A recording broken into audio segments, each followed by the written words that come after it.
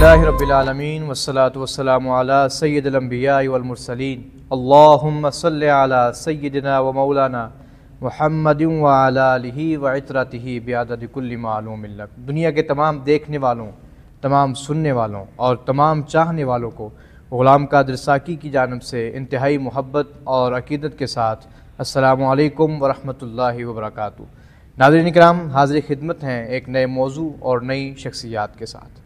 آج کے اس پروگرام کا ہمارا موضوع سخن ہے لوح و قلم تیرے ہیں۔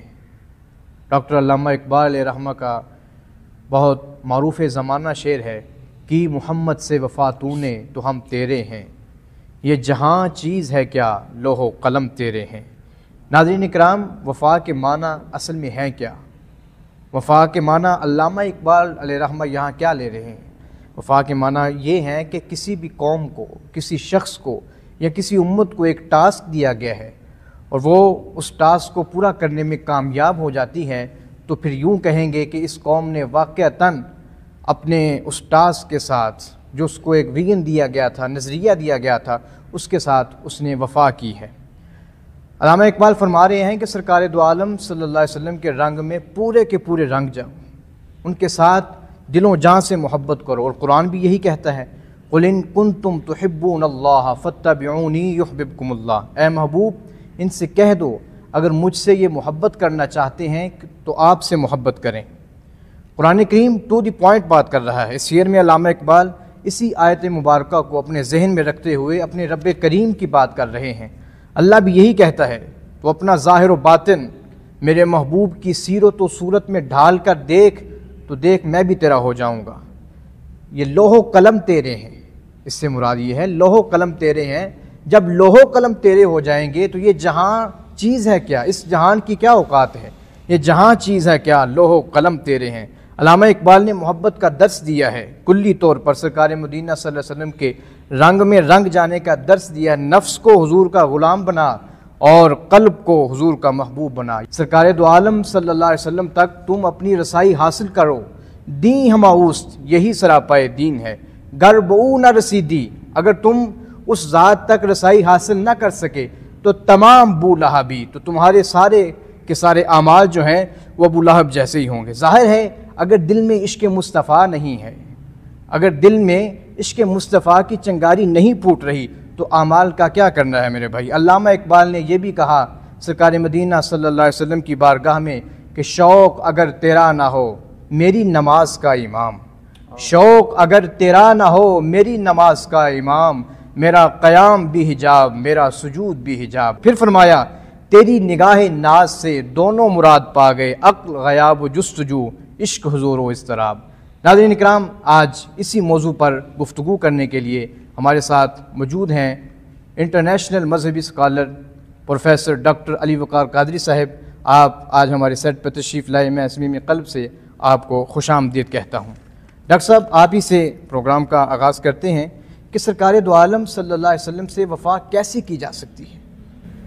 اعوذ باللہ من الشیطان الرجیم، بسم اللہ الرحمن الرحیم۔ بہت شکریہ ساکی صاحب، اور اپنی گفتگو سے پہلے میں حضرت قبلہ غلام دستگیر فاروقی صاحب کو اور عالم منتہا کی پوری ٹیم کو اس عظیم الشان اقدام پر جو غالباً پہلی دفعہ کیا جا رہا ہے تو مبارکباد پیش کرتا ہوں۔ اللہ تعالیٰ اس کو قبول فرمائے، اور اس طرح کے اقدامات کی بہت ضرورت ہے، سوشل میڈیا کا دور ہے۔ باقی بات جو آپ نے علامہ اقبال رحمۃ اللہ تعالیٰ علیہ کے حوالے سے کی، وہ شعر میرے دل کے اور میرے ذہن کے بڑے قریب ہے۔ سبحان اللہ۔ آپ نے فرمایا کہ لوح بھی تو قلم بھی تو، تیرا وجود الکتاب۔ علامہ اقبال رحمۃ اللہ علیہ کی حضور علیہ السلام کے ساتھ جو عشق ہے نا جی، محبت ہے، وہ سمجھ لیجئے کہ وہ قابل تقلید ہے۔ سبحان اللہ۔ علامہ علیہ رحمہ سے کسی نے بعد ازاں پوچھا تھا، جب حکیم الامت کے طور پہ شہرت پا گئی تھی تو ان سے کسی نے پوچھا تھا کہ آپ پر یہ حکمت اور یہ معارف کیسے نازل ہوتی کہ آپ کو حکیم الامت کہا جاتا ہے؟ تو علامہ اقبال فرماتے ہیں کہ یہ حضور علیہ السلام کی بارگاہ کی حضوری جب سے مجھے میسر آئی ہے، اس کے بعد کا یہ معاملہ۔ انہوں نے کہا جی حضوری کیسے میسر آئی؟ فرماتے ہیں کہ یہ تو معلوم نہیں حضوری کیسے اور کب اور کس طرح میسر آئی، ہاں یہ معلوم ہے کہ علامہ کے حضور کی بارگاہ کی حضوری میں 1 کروڑ سے زائد دفعہ میں نے حضور کی بارگاہ میں درود پاک پیش کیا. سبحان اللہ. اب آپ اسے یہ اندازہ کیجئے کہ یہ ہے حضوری کی بارگاہ میں حضوری کی کیفیت کا درود. حضوری کے میسر ہونے تک کیا کچھ کیا اور کیا درود پڑا ہوگا اور کیا تگدو اقبال نے کی ہوگی وہ آپ سمجھ لیں. موضوع یہ ہے کہ لوح بھی تو قلم بھی تو تیرا وجود الکتاب. جی ٹھیک ہو گیا. علامہ یہ فرماتے ہیں کہ اے میرے محبوب مکرم صلی اللہ علیہ وسلم، لوح بھی تو ہیں. کیا شعر تھا جو آپ نے آغاز میں پڑھا؟ کی محمد سے وفا تو نے تو ہم تیرے ہیں. یہ جہاں چیز ہے کہ اللہ و قلم تیرے ہیں. اب 2 استعارات، 2 تشبیہات اور 2 تلمیحات غور کیجئے جو علامہ نے استعمال کی. جی کہتے ہیں جی کہ اگر کوئی آپ سے وفا کرتا ہے کہ محمد سے وفا تو نے، حضور علیہ الصلوۃ والسلام سے وفا، اور اللہ اور اس کے رسول کی وفا جو ہم لفظ استعمال ہوتا ہے نا عام طور پہ اطیعوا اللہ و اطیعوا الرسول، علماء کا اس پر اتفاق ہے کہ جو اصلاً اطاعت رسول اللہ کی ہی مقصود ہے اسی کے اندر اللہ کی اطاعت ہے. وَمَن يُطِعِ الرَّسُولَ فَقَدْ أَطَاعَ اللَّهَ، اس کے اندر تو جو رسول اللہ کی اطاعت اور اتباع کرتا ہے وہی اللہ کی اتباع ہے، اور جو رسول اللہ کی اتباع کرتا ہے وہ پھر رسول اللہ کے تصرفات سے حصہ میسر آتا ہے اس کو. اور اس حصے کا ایک اظہار اس شعر میں اقبال نے کیا کہ کی محمد سے وفا تو نے تو ہم تیرے ہیں. یعنی یہ زبان الہی بزبان اقبال ہم تک پیغام پہنچا رہی ہے، اور اللہ اقبال کو یہ فرما رہا ہے شعر کی زبان میں، اور اقبال ہم تک یہ منتقل کر رہا ہے کہ یہ جو ہستی اللہ نے بھیجی ہے لوگوں، اللہ نے مجھے یہ بتایا ہے کہ اگر تم نے اس سے وفا کی اور وفا کے تمام تقاضے پورے کیے تو پھر یہ مت سمجھو کہ تم اپنے چھوٹے چھوٹے مفادات، یہ چھوٹی چھوٹی ضروریات، یہ چھوٹے چھوٹے مقاصد کے پیچھے بھاگتے ہو. اگر اس سے وفا کی تو پھر لوح اور قلم میں تمہارے سپرد کر دوں گا، گویا کہ فیصلے، تقدیر کے فیصلے اور کائناتی نظام تمہارے سپرد کر دوں گا. لوح قلم کیا ہے؟ اس کو جوڑیے آپ دوسرے مقام سے جہاں اقبال نے کہا، ادھر تو کہا تھا نا کہ اگر وفا کرو گے تو لوح قلم مل جائے گی. جی. دوسری جگہ اقبال نے خود ذات رسالت مآب کو لوح قلم قرار دے دیا. سبحان اللہ. فرمایا کہ لوح بھی تو قلم بھی تو تیرا وجود الکتاب.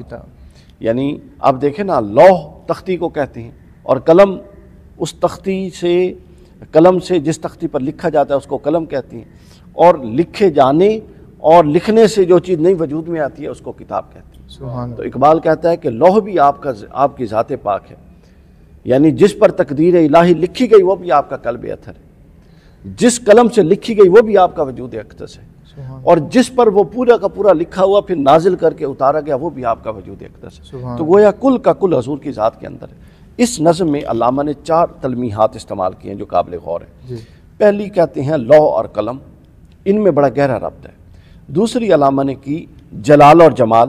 اگلے شعر میں علامہ نے کہا عالم آب و خاک میں تیرے وجود ظہور سے فروغ، ذرہ ریک کو دیا تو نے طلوع آفتاب، اور شوکت سنجر و سلیم تیرے جلال کی نمود، اور فقر جنید و با یزید تیرا جمال بے نقاب. تو پہلی شعر میں جو استعارات تھے 2 وہ تھے لوح اور قلم. اگلے شعر میں جو تھے وہ تھے جلال اور جمال. اور اس کے اگلے شعر میں جو استعمال کیا کہ شوق تیرا اگر نہ ہو میری نماز کا امام. تو یہاں پر میرا وجود بھی حجاب، میرا قیام بھی حجاب وجود. تو یہاں پر تیسرا استعمال کیا قیام اور سجود. اور چوتھا جو استعمال کیا وہ کیا عقل غیاب اور عشق حضور. پوری کائنات کے اندر آپ اگر علم کی دنیا کا احاطہ کریں اور آپ پوری کائنات میں علم کی انواع کا احاطہ کریں، علم کی اقسام کا احاطہ کریں، تو آپ ان 6 تلمیحات سے باہر علم کی کوئی صورت نہیں پائیں گے. وہ علم شریعت ہو، وہ علم عقل و دانش ہو، وہ علم روحانیت ہو، وہ علم حیوانات ہو، وہ علم نباتات ہو، وہ جمادات ہو، کل اس کے اندر ہے. وہ علوم مادیہ ہوں، وہ علوم معنویہ ہوں، وہ علوم روحانیہ ہوں، اس کے اندر. تو علامہ کہتا ہے کہ لوح و قلم سے لے کر، جلال و جمال سے لے کر، قیام و سجود سے لے کر، اور عقل غیاب سے عشق حضور تک آغاز بھی ذات رسالت مآب ہے اور اختتام بھی ذات رسالت مآب صلی اللہ علیہ وسلم ہے. نہ آپ سے پیچھے کچھ ہے، نہ آپ کے آگے کچھ ہے، نہ آپ سے پہلے کچھ ہے، نہ آپ کے بعد کچھ ہے. جو کچھ ہے وہ آپ سے ہی ہے. آپ دیکھیے نا معراج کی شب جب رسول اللہ تشریف لے جاتے ہیں، اور عرفاء نے یہ نکتہ لکھا ہے آپ لوگوں کے علم میں کہ جب گئے جنتوں کی سیریں کی، بخاری مسلم کتاب الصلاۃ بھری پڑی ہے جس میں ابواب معراج ہیں. پتہ نہیں جنتوں کی سیریں، پچھلی امتوں کے احوال ملاحظہ فرمائے، پھر ہر آسمان پر انبیاء سے ملاقاتیں، کتنی تفصیلات ہیں، لیکن جب واپس آئے تو کنڈی بھی ہل رہی ہے، بستر بھی گرم ہے، پانی کے قطرے بھی ٹپک رہے ہیں۔ اب بستر سے اٹھنے کا ہمیں تجربہ ہے، کتنی دیر بستر گرم رہتا ہے اگر آپ اٹھیں؟ تو گویا عرفا نے یہاں یہ نقطہ لکھتا ہے، شیخ عبد العزیز دباغ رحمۃ اللہ علیہ نے الابریز اور امام ابو الحسن الشعرانی اور دیگر کئی عرفا نے یہ نقطہ لکھا کہ یہ سب چیزیں اس طرف اشارہ ہیں، یہ حضور کا معجزہ نہیں ہے، ظاہراً معجزہ تو ہے لیکن اس کے لیے لفظ معجزہ تھوڑا ہے۔ یہ بنیادی طور پہ ہر شے کے اندر ایک روح ہوتی ہے، جب روح نکل جائے تو اس پر موت طاری ہو جاتی، تو ذات وجود رسالت امام صلی اللہ علیہ وسلم کائنات میں روح کی حیثیت رکھتا ہے۔ وہ جیسے ہی نکلا ہر شے اپنی جگہ پر تھی، اور وہ جیسے ہی واپس داخل ہوئی وہاں سے اس چیز نے آگے حرکت پذیر ہوئی، تو وہ قطرہ جہاں رکا تھا پھر گرا، وہ بستر جس حالت میں تھا پھر گرم ہوا، تو پھر ٹھنڈا ہوا۔ تو گویا یہ وہ چیز، اور پھر دیکھیں پتہ نہیں کتنے زمانے گزرے لیکن زمین پر ایک لمحہ نہیں گزرا۔ اگر وہی رات کی ساتیں گزری، اگلی صبح حضور علیہ السلام کعبۃ اللہ کی دیوار سے ٹیک لگا کے بتا رہے تھے، اور ابو جہل دوڑ کے گیا سیدنا صدیق اکبر کے پاس کہ تمہارے صاحب یہ کہتے ہیں۔ انہوں نے کہا میں 360 بت دیکھ کر صاحب کے کہنے پر ان کا انکار کر چکا ہوں، تو تم ایک واقعے کی تصدیق کرتے ہو۔ تو گویا کہنے کا مقصد یہ ہے کہ، اور اگر رسول اللہ سے تعلق قائم کرنا ہے تو اقبال بڑی بنیادی چیز ہے۔ آپ اگر مفکر ہیں اور عقل و دانش اور فلسفی ہیں تو پھر بھی اقبال کے پاس جائیے، وہ آپ کو بتائے گا کہ بطریق فکر رسول اللہ تک کیسے آنا ہے۔ اگر آپ عاشق ہیں اور عشق کے جذبات اور آپ پر عشق کا غلبہ رہتا ہے، کیفیات کا غلبہ رہتا ہے، تو پھر اقبال کے پاس آئیے، وہ آپ کو بطریق عشق بارگاہ رسالت میں لے جائے گا۔ اگر آپ علم اور فکر اور مفتی اور عالم ٹائپ کا مزاج رکھتے ہیں، پھر اقبال کے پاس آئیے، وہ آپ کو بطریق شریعت بارگاہ رسالت امام میں لے جائے گا۔ اگر آپ یہ دیکھیں عقل اور عشق کا کام حضور ہے، عقل کا کام غیبت میں ہے۔ عقل تو یعنی عقل، اقبال نے خود عقل کو ڈیفائن کر دیا نا، اقبال فرماتے ہیں کہ عقل گو آستاں سے دور نہیں لیکن اس کی تقدیر میں حضور نہیں۔ یہ حاضر نہیں کرتی، یہ دروازے دہلیز آستاں تک لے جاتی۔ تو جو عقل کا کام ہے، اب اقبال ایسی جامع شخصیت ہے کہ وہ عقل کے استعمال کر کے دہلیز اور وہاں تک پہنچ گیا، عقل گو آستانے تک اقبال عقل کے ذریعے پہنچا، اور اس کے بعد کہتا ہے کہ جو عقل تھی وہ اس اونٹنی جس پر یار آیا تھا اس کی گرد میں گم ہو گئی، اور دست رومی پردہ محمل گرشت، اور جو عشق تھا وہ پھر آگے دوڑا اور اس نے محبوب کا پردہ اٹھا دیا اور محبوب کو دیکھ لیا۔ تو گویا شخصیت تب بنتی ہے جب اس میں یہ دونوں چیزیں جمع ہوں۔ ہمارے ہاں تقسیم اور ڈویژن کیوں ہے؟ خالی عقلی تصورات رکھنا بڑی اچھی بات ہے، اور خالی روحانی واردات رکھنا یہ بڑی اچھی بات ہے، لیکن یہ دونوں شخصیات تقسیم کا، معاشرے میں تقسیم ہے۔ جو روحانیت والے لوگ ہیں وہ عقل و فکر کو اہمیت نہیں دیتے۔ ہمارا معاشرے کا سارا مرنا ہی یہی ہے کہ ہم کلیت کی طرف نہیں ہیں، جزئیت کی طرف ہے۔ اب میرا ذوق کچھ بھی ہو سکتا ہے نا، آپ کا ذوق کچھ بھی ہو سکتا ہے، جائز ہے۔ اگر میں اپنے ذوق کو کل دین قرار دے دوں گا، مثلا کسی کا ذوق سنتوں کی اتباع ہے، بڑا اچھا ہے۔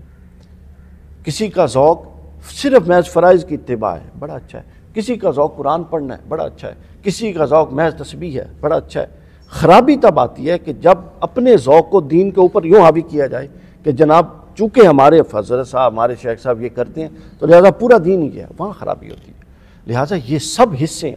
اب دیکھیں نا ہماری رسول اللہ کی ذات پاک کے ساتھ کیا کیا۔ ایک طبقہ کہتا ہے، ایک طبقے نے رسول اللہ کے جو سیرت پاک کے حوال تھے ان کو لے لیا، وہ کہتا ہے بس عمل کرنا ہے رسول اللہ کے مطابق، محبت کوئی شے نہیں ہوتی۔ ایک طبقہ ہمارا ہے جو محبت کو لے کے وہ کہتا ہے جی عمل کی بھی کوئی حیثیت نہیں، رسول اللہ نے تو بخشوا دینا۔ ایک طبقہ اللہ کا نام لے تو کسی خاص طبقے کے ساتھ جوڑ دیتی ہیں، اہل بیت کا نام لے تو آپ کو کسی خاص طبقے کے ساتھ جوڑ دیتی ہیں، صحابہ کرام کا نام لے تو کسی خاص طبقے کے ساتھ جوڑ دیتی ہیں۔ یہ جو سوسائٹی میں تقسیم ہے اس نے تباہی کر کے رکھ دی۔ اقبال کا وہ سنگم ہے، اقبال قدیم اور جدید کا سنگم ہے، عقل اور عشق کا سنگم ہے، حضور اور غیابت کا سنگم ہے اقبال۔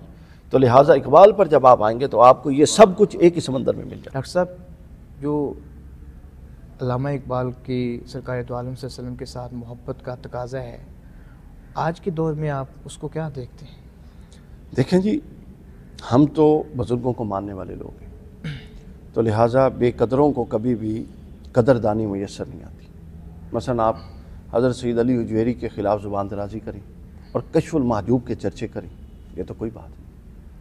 آپ عوارف المعارف کو تو مانیں، اور سید عمر شہاب الدین سہروردی کے خلاف ہرزہ سرائی کریں تو یہ تو کوئی بات نہیں، سمجھ آئیے؟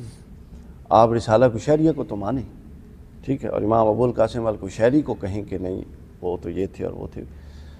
سب سے پہلا تقاضا تو یہ ہے کہ ان بڑے لوگوں کی قدر کی جائے، اور ہمارے ہاں بڑے لوگ ہمیشہ ہی مظلوم رہے ہیں، وہ ہمیشہ چھوٹے ذہنوں کے اعتراضات کی زد میں رہیں۔ اور ایک بات ذہن میں رکھیں، ہمیشہ اعتراض ہوتا ہی اس پر ہے جس کی فکر میں کوئی نیا پہلو ہوتا ہے۔ اچھا، یہ بھی ضروری نہیں کہ ہر اعتراض کرنے والا غلط ہو، یہ بھی ضروری نہیں، لیکن ہمیں یہ دیکھنا ہے کہ کسی کی جو کنٹریبیوشنز ہیں، مثلا اقبال وہ بندہ ہے، میں دنیا میں بہت پھرا ہوں، اقبال وہ بندہ ہے جس سے لوگ پاکستان کو نہیں اسلام کو پہچانتے ہیں۔ آپ کو پتہ ہے 3 بندے ایسے ہیں یورپ میں، اور اب 4 ہو چکے ہیں یورپ میں، جن کے نام سے لوگ اسلام کا تعارف پازیٹیو مثبت تعارف، ورنہ تعارف لینے کو تو اسامہ بن لادن کا بھی لوگ لیتے ہیں، وہ منفی تعارف ہے۔ مثبت تعارف پتہ بندے کس کا لیتے ہیں؟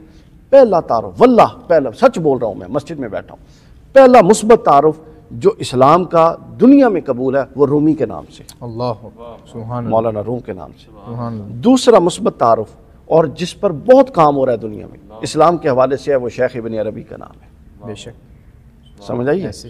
تیسرا تعارف جو دنیا میں اسلام کے نام سے جانا جاتا ہے جو بندہ، اور جس کی وجہ سے اسلام جانا جاتا ہے، وہ اقبال ہے۔ لوگ کہتے ہیں کہ اقبال واز اے مسلم، اقبال ایک مسلمان تھا، آپ اندازہ کر لیں۔ اور چوتھا تعارف جس بندے کی وجہ سے اسلام اور اس کی اسلام کی وجہ سے وہ بندہ جانا جاتا ہے، وہ ڈاکٹر طاہر القادری کا نام ہے۔ اب آپ دیکھیں کہ جب آپ اور بہت سارے لوگ ہیں، بہت سارے لوگ ہیں دیگر مکاتب فکر کے، ہم تو وسیع الظرف لوگ ہیں۔ تو اب آپ آگے چلیے کہ اپنا جب آپ بے قدرے ہوتے ہیں تو پھر آپ کو فیض میسر نہیں آتا، جی سمجھ آئیے؟ اقبال بھی آج کل فتووں کی زد میں ہے۔ علامہ لطیفہ سناؤں آپ کو، یہ پہلا فتویٰ نہیں ہے جو اب لگ رہا ہے علامہ اقبال پر۔ علامہ اقبال کا جب وصال ہوا تھا تو 100 سے زیادہ فتوے کفر اقبال پر چھپے ہوئے تھے، لگے ہوئے کتنے تھے مجھے نہیں معلوم، چھپے ہوئے تھے۔ تو لہٰذا ہمارے دوستوں کو اس بات کی حیا کرنی چاہیے، اختلاف رکھنا بالکل حق ہے، مبنی بر دلیل اختلاف تو جائز بھی ہے، لیکن یہ نکتہ میں یہاں ایڈریس کر دوں، فتوی کفر لگانا یہ کسی مسلمان کے لیے جائز ہی نہیں ہے۔ کفر تب متحقق ہوتا ہے کہ جب آپ کو کسی کی قلب کی کیفیت کا بھی اندازہ ہو۔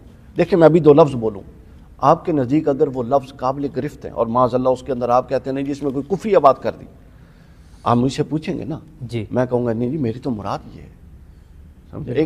کیا ہم حسن ظن رکھنے والے، قرآن کہتا ہے بد ظنی نہ کرو، بدگمانی نہ کرو، تو کیا ہم بدگمانی کر سکتے ہیں کہ فلاں مسلمان نے کفر کیا ہوگا جان بوجھ کے؟ نہیں نہ کر سکتے۔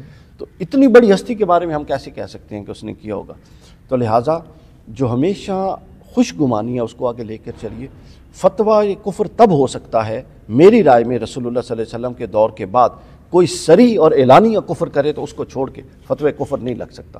کفر کے لیے آپ کو باطن کا تحقق ضروری ہے، اور یہ عہد رسالت مآب کے ساتھ خاص تھا، رسول اللہ پر وحی آتی تھی، کفر کو الگ کر دیتے تھے، منافقوں کو آخری دور میں رسول اللہ نے الگ کر دیا۔ لہٰذا ہمارا یہ منصب نہیں ہے کہ کفر کرے، حتیٰ کہ اللہ یہ کہ کوئی اعلانیہ کفر کر دے اس پر کفر کا قول کیا جا سکتا ہے۔ ہم کیا کریں گے یہ سن لیجیے، ہم یہ کریں گے، یہ طلبہ کے لیے بڑا اہم پوائنٹ، ہم یہ کریں گے کہ ہم کہیں گے جی فلاں شخص کا فلاں قول، یہ ذہن میں رکھیے، یا فلاں شخص کی فلاں بات قابل گرفت ہے اور اس کے اندر امکان ہے کہ یہ کفر تک چلی جائے۔ اللہ محتاط بات کریں، شخصیت سے اس کو ایسوسیٹ نہ کریں، ڈس ایسوسیٹ کر کے اس قول پر، اس شعر پر، اس بات پر حکم لگائیں۔ آپ تو بات پر حکم لگائیں، اس کی بنیاد پہ آپ شخصیت پر حکم لگا دیتے۔ آپ کو کس نے اختیار دیا؟ کوئی اختیار نہیں ہے، یہ حرام فعل ہے، اور یہ بالکل فتنہ پروری ہے جو ہو رہی ہے۔ اب آ جائیں اس کے تقاضوں پر۔ سر سب سے پہلے تو یہ ہے کہ ہم وہ لوگ ہیں جو عشق رسول کا دعویٰ تو کرتے ہیں لیکن اپنے آپ کو اطاعت رسول پر آمادہ نہیں کر پائے آج تک، سمجھ رہی ہے؟ اطاعت رسول کچھ اور نہیں سوائے اس کے کہ آپ اپنے نفس کو رسالت، جناب رسالت مآب کے آگے ایسے تذلل کے ساتھ اس کو لٹا دیں، پچھاڑ دیں اور بہا دیں کہ جس طرح صوفیہ کہتے ہیں میت غسال کے ہاتھ میں ہوتی ہے۔ یعنی آپ پر وارد ہی، اور ایک حدیث پاک کا مفہوم حضور نے خود بیان کیا۔ حدیث پاک حضور علیہ السلام نے فرمایا تم میں سے کوئی شخص مومن نہیں ہو سکتا جب تک کہ اس کی دل اور دماغ اور نفس میں اٹھنے والی خواہشات اس شریعت کے تابع نہ ہو جائیں جو میں لے کر آیا ہوں.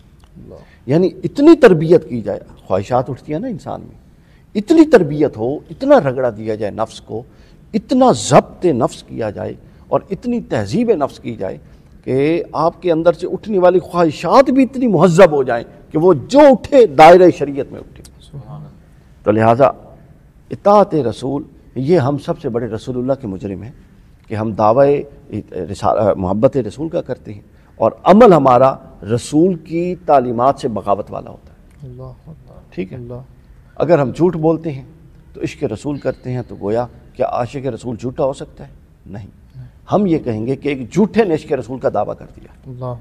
ناظرین اکرام, پروفیسر علی وقار قادری صاحب اپنے موضوع پہ جدید تقاضوں کے عین مطابق گفتگو فرما رہے تھے. اسی کے ساتھ آج کے ہمارے اس پروگرام کا وقت ختم ہوا چاہتا ہے. آج ہمیں نعت رسول مقبول صلی اللہ علیہ وسلم پیش کرنے کے لیے ہمارے اس پروگرام میں جوائن کیا ہے سید حبیب الرحمن شاہ صاحب نے. میں ملتجی ہوں کہ آپ منتخب شدہ کلام میں سے سرکار دو عالم صلی اللہ علیہ وسلم کی بارگاہ میں اپنی حاضری لگوائیں. اسی کے ساتھ اجازت دیجیے اپنے میزبان غلام قادر ساکی کو. دل میں ہو یاد تیری گوشائے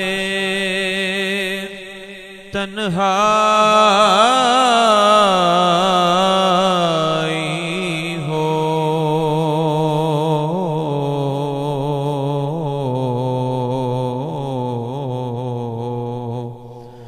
دل میں ہو یاد تیری گوشائے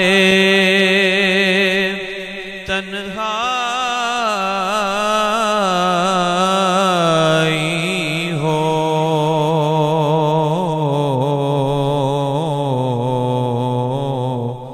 پھر تو خلوت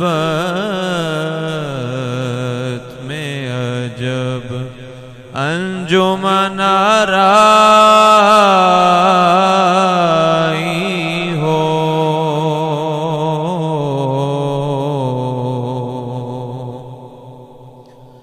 آج جو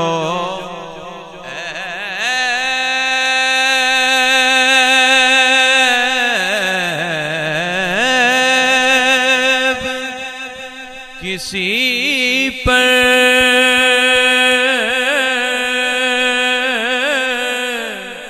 نہیں کھلنے دیتے, آج جو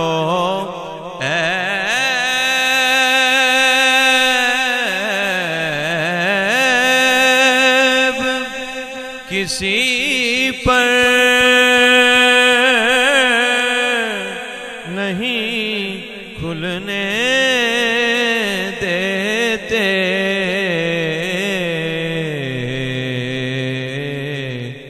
کب وہ چاہیں گے میری حشر میں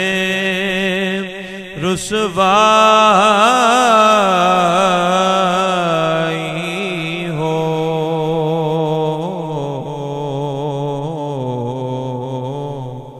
کب وہ چاہیں گے میری حشر میں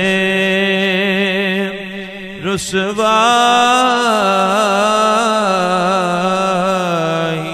ہو.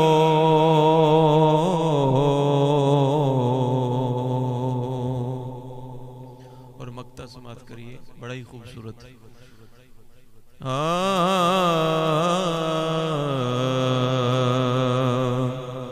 بند جب خواب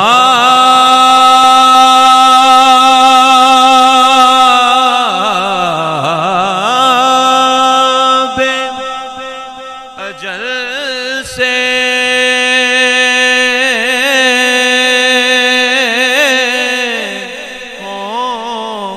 حسن کی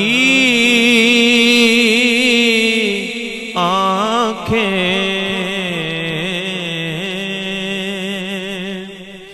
بند بند جب خواب اجل سے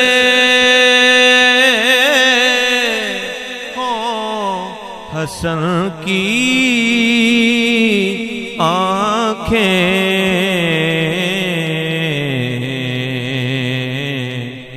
اس کی نظروں میں تیرا جلوائے زیبائی ہو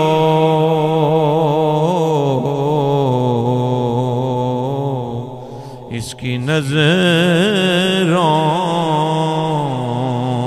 میں تیرا جلوائے زیبائی